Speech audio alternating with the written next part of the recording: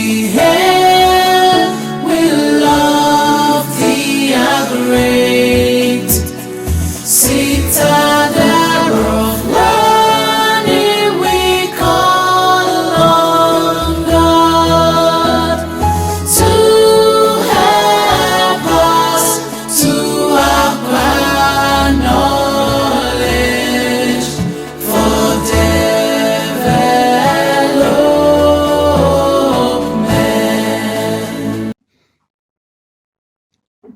Good morning, class. My name is Philip Daniel Mole. I'll be taking you in GST111 Communication in English. Study 1. The title is Study Skills in English. By way of introduction, I want to believe that you've been involved in one form of study or the other at the various levels of your education. You will notice that studying in the university is somewhat more demanding and a lot more cumbersome than it is at the other levels. This is why taking you this note through this session of study is very imperative. By the end of this study session, you should be able to define what study skill is, list and explain factors that can make or mar your ability to understand what is read, discuss note taking and note making, identify and discuss the different types of note taking. So, what is study skill? Study skill are habits and acquired dispositions. They are behavioral patterns built up and internalized through consistent and persistent practice over time. The definitions above have shown that these are skills we acquire. These skills have become a habit or a way of life. We can also see study skill as the ability to read, to understand, to comprehend, to assimilate and internalize what has been read. It is only when you are able to recall and internalize what you have read that we can say study has taken place. It is important to stress that study is a learned skill. The more you devote your time in learning something, the more you will get perfect in it. You will therefore need to discipline yourself, be persistent, and be consistent, as well as undergo some very rigorous exercises in order to succeed in your academics. Also note that study is a very serious academic exercise that demands attention and concentration. As a result, you must be physically, mentally, emotionally healthy to comprehend and assimilate what you are reading. We shall be looking at factors that can mar or make a student performance in school. And there are several factors that can make you to either succeed or not succeed. You may wonder why some students seamlessly pass their exams while others fail woefully. We shall be considering some factors below that could either make you do well or not to do well in your academics. Number one is choice of course. The course which you choose could either make you to do well or not to do well. In choosing a course, you should ensure that you are choosing a course in your areas of strength, not in your area of weaknesses. What do I mean by that? Those subjects where you got good grades in are the subjects that you should choose a combination of that will give you a good course. So let's imagine that you are scoring very good grades in sciences and you decide to come and read a course in either arts or social sciences where you don't do well. You will notice that you would actually not do well. The next one is accommodation. Where you live to study is very, very important. I normally tell my students to stay within the campus, in the hostels, and there are very good reasons why they need to do that. There are a lot of facilities which you could use. The classroom is there, you could go and study. The library is there, you could go and read. And then aside from that, your study group, people, your course mates that you could always meet together after every lecture in order to discuss what you have discussed with your teacher in school. Those things will make you to actually do well. Always have a table, a reading table and a chair. It is very, very important so that you would be able to study well. Make adequate arrangement for the lighting of your room. Do not depend on PHP NEPA. Study in well-ventilated rooms or environment. Don't go and cage yourself in an unventilated room and say you are studying. You can easily sleep.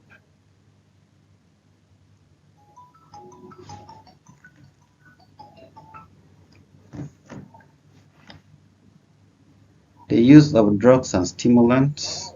Avoid the use of drugs and stimulants. This is very, very important because drugs could, make you to be deranged. You would have seen people who walk around in the streets, young, energetic people that are here. They never thought that they would be like that. The reason why they are walking like that is because they engage themselves in taking drugs and stimulants, and therefore they have found themselves in a situation where they are in. Distraction. Distraction is anything that takes away your attention from what you are doing. And we basically have two types of distraction. Physical distraction and internal distraction. Now, distraction, anything at all that will take away your attention from what you are doing should be avoided. Don't study in noisy environment. Don't allow your friends to distract you when you have set a goal for you to do. You want to study, always discipline yourself to ensure that that time that you have set for yourself, you will utilize it. Your eating habits as well could cause you not to do well. It's not every food that you eat in order to go and study. Some of us, whatever food we see, we want to eat. You eat very light food when you want to study. Don't take heavy food like tuwo, eba, gabza, apple, and so on and so forth. Make use of study materials. Study materials comes in forms of dictionaries, critical textbooks, mathematical sets, and so on and so forth. So whenever you want to study, ensure that you have those things close by so that when there is need for you to use them, you will just use them. Make use of index cards. Index cards are some materials which we use in order to jot out points. And you should always jot out points when you study. Attend lectures regularly. In the university, if you do not attend lectures for up to 75%, you would not be allowed to write the exams. I want to talk to you on organizing your study time. You must know that time is a very precious, essential commodity in the tertiary institution. Every activity, whether academic or extracurricular, has to be carefully planned within the semester to enhance your academic performance. With a careful planning, you will notice that there is enough time to invest in your studies. I am saying this because many a times students will be saying that the time that they have is not enough for them within the 24 hours. So you could organize your time and, and study well. The learner study time. As an individual, you should discover the period within which, when you study, you understand best. For some, it is in the early hours of the morning, some in the afternoon, and some in the night. So as you plan your study time, take note of the following factors. Arrange your study period on a weekly basis. Take note of your areas of strength and weaknesses. Have time for study breaks.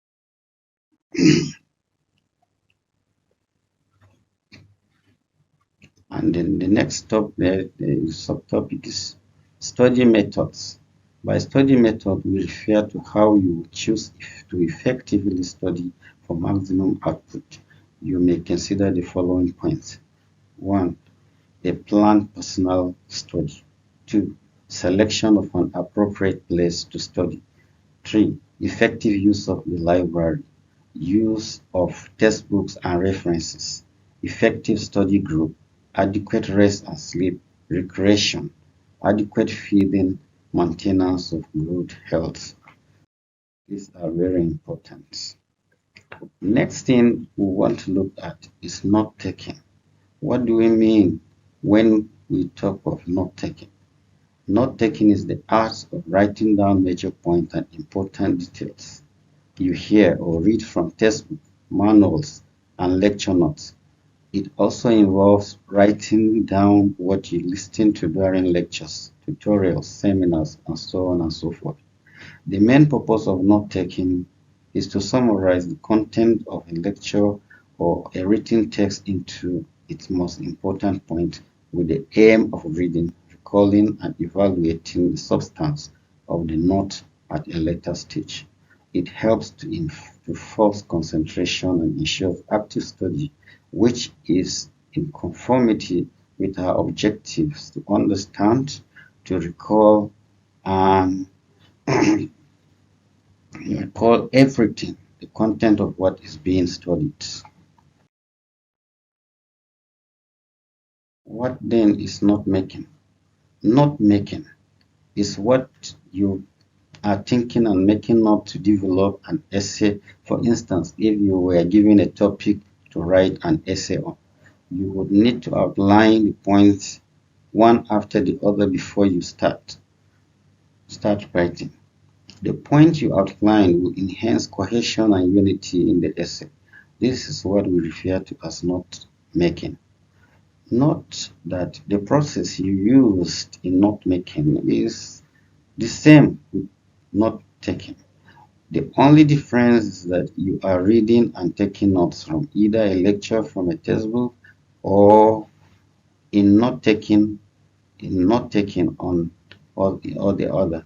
You are thinking and developing by outlining the notes before writing in note making. You are encouraged to always make notes before writing when you are given an assignment and especially before you answer any question in an examination. There are several ways by which we can take down notes, and here we have up to about 4 ways by which we can take down notes. We can take down notes by the outline methods, by the branching methods, uh, by using abbreviation, by using symbols. Another way by which we can take down notes is by summarization. This is what you this is when you are asked to reduce a lengthy passage by half, and to do so, you will then only concentrate on the main point and other important details. Now, what is the outline? An outline is a vivid representation of the content and the structure of any given piece of writing, reading, or lecture you listen to. It is a formal and sketchy statement of the content of a discourse to be written. It is a graphic writing containing the layout of an oral or written discourse for fast and effective reading and revision. There are two types of formats. We have the British format of outlining and the American format of outlining. The British format of outlining involves the combination of Roman numerals, Arabic numerals, and letters. And here you notice that the main points are usually notated by the use of capital Roman numerals. Wherever you see capital Roman numerals, it is telling you that that is the main point. The secondary points are usually notated by the use of the capital letters. And uh, if there is any other point that is telling you more about the secondary points, they are usually notated by the use of the Arabic letters. That is 1, 2, 3, 4. And then if there's anything that is telling you more about such points, they are notated by the use of small letters A, B, C, D. These are contained in the modules. The American format of outlining. The American format of outlining contains Arabic numerals, where you use 1.0 for main ideas, 1.1 for subdivision of the main ideas, that is the secondary ideas, 1.2 for points that are telling you more about the secondary ideas, 1.2.1 if there are subdivisions of the ideas in the secondary ideas, 2.0 is used for main ideas, 2.1 for secondary ideas, 2.1.1 for points that are telling you more about the secondary ideas. And you could have several secondary ideas which you could use, and therefore you could have 2.1.1, 2.1.2, 2.1.3 for 2.3. Next type of note taking is the branching method. This is a type of note taking which is useful especially when you have not been given an outline of the lecture. It enables you to develop your note as the lecture proceeds in a flexible manner. It is also argued that this type of layout makes it easier to recapture the speaker's original message and to see the relationship between ideas more clearly.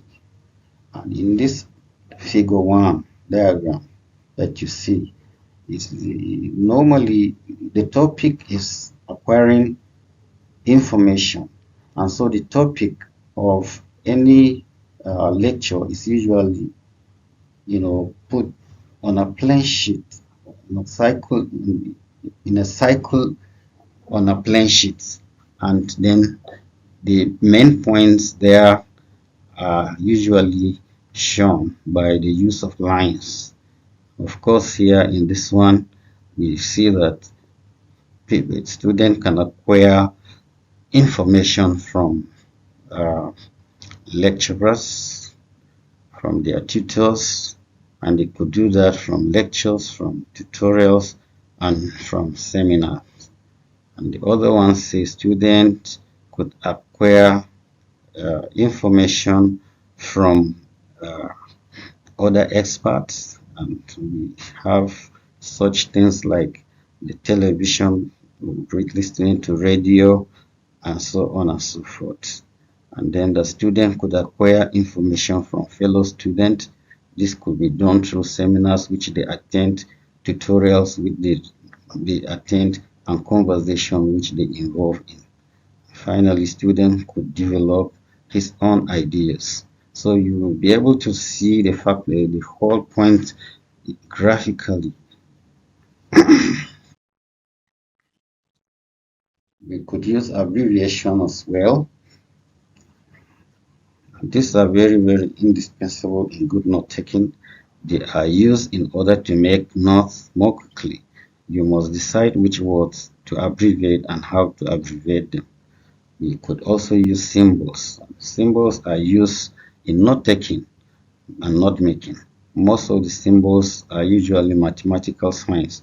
They contain variety of meanings. In conclusion, in this study session, you have learned that study skills are habits which are learned and acquired through consistent and persistent practice over time. Study, reading and study, though inseparable, are not the same because you can read a whole voluminous book and yet not understand. There are many factors that can mar or enhance your performance in school. You should organize your time and discipline yourself to observe it.